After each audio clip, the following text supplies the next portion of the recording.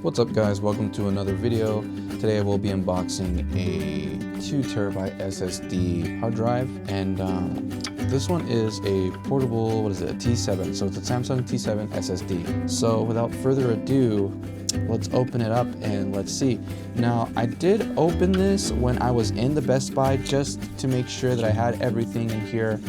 I didn't want to take it home and find out, oh, something was missing, and then had to drive all the way back to the store. But it's in a cool Samsung's box. So yeah, this is the box. It's in a cool Samsung's box. We're gonna open it up, and there's the drive. Now already you can tell that this is a smaller drive in comparison to the other hard drive. So here we go. Gonna open the drive. It just kind of falls out, and yeah, it's very chic, very clean. What else comes in the box?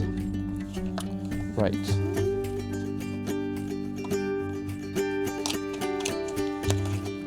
Well, in the box we have two cables.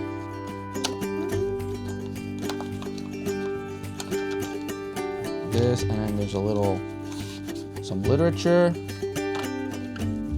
Nice. And yeah, here we go.